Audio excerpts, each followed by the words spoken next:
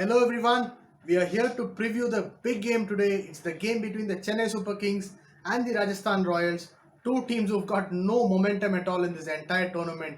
A win here for any of these teams will have them stay alive in this competition. A loss would put their chances of qualifying into the playoffs into complete jeopardy. Before we look at the teams, in case you do like my videos, please do subscribe to my YouTube channel. And now we are going to look at the Chennai Super Kings. No momentum, absolutely. Dropped catches. Nothing has gone their way. They've had injuries. They've not tactically been the perfect side. One thing that they always focused on was experience. But sadly, with experience, you also need young legs. I think 2020 is a season where they realize that somewhere they've got to invest in youngsters. How do they look for today's game? The last two games, one positive for them was the batting has come up somewhere in the solid form. Like you find Sam Curran gave a start in one game, didn't give a start in the other game. Faf was okay amongst the runs, that was a good sign. Raidu played well. Jadeja has been very crucial for them. He's taken that role of finisher. Dhoni hasn't fired. He's due a big knock, but I think they'll have to move on with Kedar Jadhav. He doesn't bat, he doesn't bowl, he's not an athletic fielder. There's no point in just playing him because he's got that value. I think you somewhere need to understand the last time he crossed 30 odd was say 2 seasons back. So there's no real play there for us at CSK team to play in Kedar Jadhav. The good option for them is they've got a reserve in Jagdishan. He played a great game against RCB. He didn't finish it well, but at least he looked in touch. He was not someone who was struggling to score. So what they could do, because CSK are going to play at Abu Dhabi. Abu Dhabi's pitch is a slightly harder pitch. There's a lot of bounce, there's a lot of pace. So Jofra Archer, possibly Rajasthan might look at someone like a Varun Aaron coming in there. They've got those paces, Karthik Tyagi. So there will be a bit of bounce and pace. It's important that they have someone technically stronger to counter in the early overs. So that's where I feel that there could be a straight swap where Kedar Jadhav goes out and Jagdishan comes in, and Jagdishan plays with Faf at the top of the order, with Watson coming in at 1 drop and Raidu coming in at 2 drop. So this gives them a sense of stability. The top four, wherein at least three of them are amongst the runs. Jagdishan is a fresh, energetic individual. You just have to give him the license to say go and play your shots. That's all that he'll have to do in these 20 overs. That's how the top four is set. They can get in Sam Curran whenever they want because there are two leg spinners. So get in Sam Curran whenever they feel he comes, gets a quick fire, 25 or 30. Then they take the game away from the Rajasthan Royals. What's going to be important is how they position Jadeja and Dhoni. I think if there's a third or a fourth wicket falling in somewhere around the 15th or 16th over, send in Jadeja, because Jadeja as a batsman is someone, you give him the lesser amount of time, he's going to go hammer and tongs there. Dhoni, maybe if there are 2 or 3 early wickets in the first 6 or 7 overs, then it's right for Dhoni to come in there because he does take his time. Reflexes are slightly slower than anticipated. From the bowling perspective, yes, there's a big hole there. Bravo's not fit. He's had a groin problem, so he won't play today. What will be important is, would they go with a Tahir or would they go with someone like a Hazelwood or Ngidi? I think given the Abu Dhabi track, Chennai should take a leaf out of Mumbai Indians book. You saw that Mumbai Indians, they've played a lot of games at Abu Dhabi. They got in the likes of James Pattinson and it worked. Someone like a hit the deck bowler, there's Rungi Ngidi, there's Hazelwood. I prefer Hazelwood coming in there because Hazelwood is someone who bowls that perfect test match length, and despite it being a T20, that length and line is important for any team to counter the other side. I think Hazelwood coming in there would also give them that sense of an extra over at the death. He can bowl 2 at the power plays, 1 in the middle over and 1 in the death, so can support Shardul Thakur there. All in all, it's a critical game for CSK. They lose, they're almost out, but for mathematical reasons. They win, they'll at least go further, because yesterday's games were perhaps the most thrilling in the IPL history in the last many years. Two games, superb thrillers. I'm anticipating another thriller here, but this is going to be my CSK's predicted 11 for today's game. We are going to look at the team from the Pink City, the Rajasthan Royals. Similar state of affairs as of how it's for CSK. The bad thing for Rajasthan Royals is they've got a very solid team, but they've not got a batting order right. I don't think they've played in the same batting order for 3 consecutive games. What's shocking is you can't have a player like Ben Stokes opening. Yes, he's a world-class player, and his best positioning is you play him at number 5 or number 4 or number 6. You can't play him at the opener slot. That exposes their lower order badly. And Steven Smith not amongst the runs is another big problem for them.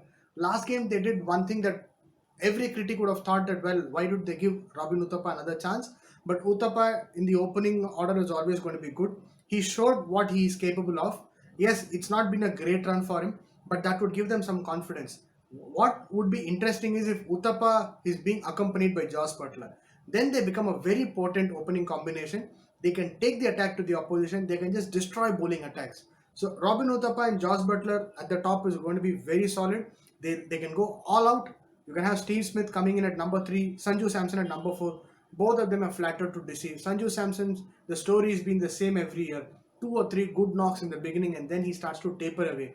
The amount of runs he scored in his first two games, he's not even got half of them in the next 6 or 7 games. That's the problem. Consistency is a big issue there. Then you have Ben Stokes. I think Ben Stokes at number five, he comes in around the 12th or the 14th over, gets set in an over or so, and then goes all blazing. You can then look for a flourish along with Rayan Parag and Rahul Tewatia. Mind you, Rahul Tewatia has been the find for RR. He's played very well. The good thing is he's won them matches. The last game the CSK and RR played, it was Rahul Tewatia's bowling that made the difference at that point of time. So he's a good leg spinner. Riyan Parag, the youngster, showed his class when they played against the SRH a few days back. So these are two good players, but they need the other players to step up and perhaps the batting order itself to be better than what it is. From the bowling perspective, Jofra Archer and Karthik Tyagi are doing a phenomenal job. They might be tempted to get in Mayank Markande instead of Unadkat, but I feel with Abu Dhabi, it's better to have Varun Aaron. Aaron's having a good pace. The best part about it is Varun Aaron can trouble the CSK batsmen. So Varun Aaron, Jofra Archer and Karthik Tyagi, three paces. Shreyas Gopal continuing his good thing. The sad part of RR is the spinners have not set the stage on fire, but they've been economical. So if Shreyas Gopal and Rahul Tewatia can keep the CSK batsmen silent, CSK are known to play a lot of dot balls. So if they can capitalize on that, then they're going to strangulate CSK. All in all, this is going to be my team for RR team for today's game. Let's see how they play. And now, if you have to look at the matchups for today's game, RR batting versus CSK bowling. I think if Robin Uthappa, Steven Smith, and Josh Butler are going to be the top three for RR, it's going to be interesting to see how they counter a Deepak Chahar. Deepak Chahar in the last few games has been excellent, surely in terms of getting those early wickets. He was known for that during the 2018 IPL, slightly slipped off in the 2019 IPL. Now he's back. The good thing is they're playing in Abu Dhabi, so there'll be that extra swing that he'll get. He couldn't get that swing at Sharjah, but still got wickets. It'll be good to see how he's able to get that ball in swinging into a Josh Butler, because Josh Butler is prone to get out that way. Same way with Robin Uthappa, he can just get it slightly off. Robin Uthappa plays an extravagant off drive and you can just get him out in the slips. It'll be interesting to see if they have a slip or so in the initial 2 or 3 overs, especially for Deepak Chahar. And other matchup that will be very interesting to see is how they go on with Ben Stokes. Because if suppose Hazelwood plays, it'll be interesting to see how Hazelwood and Shardul Thakur go against Ben Stokes. Shardul Thakur has developed, he's called the lucky man for CSK, surely because he picks up wickets whenever he's called up, but he's also developed a good slower variation that's helped him outclass certain good batsmen. He's got the wickets of AB de Villiers, he's got the wicket of Andre Russell. So this way, it's a potent boon for them. How do they maneuver a Ben Stokes threat and a Rahul Tewatia threat as well? The other matchup is going to be about how the RR bowlers play versus the CSK batsmen. I think straight away, if you look at it, the one thing that CSK might want to do is the moment they see the leg spinners coming in to play and if there's a wicket fall, they'll want to get in Sam Curran. Sam Curran's got an excellent strike rate against leg spinners. He's not played much against them, but whenever he's played, he's gone and scored at a strike rate in excess of 200. So that's one strategic move that CSK could want to do. The other could be how they tackle Jofra Archer. I think what was very critical in the last game was to see how Jadeja was going hammer and tongs against the likes of Rabada and Andrik Nokia. He was making it look so easy. Now with the pace that Jofra Archer has, it will be interesting to see how Jadeja counters them. It's not a ground as small as Sharjah. It's a larger ground. Dimensions are quite different there. Will Jadeja go through the roof or will he play along the ground? What will be one more important factor is the running between the wickets.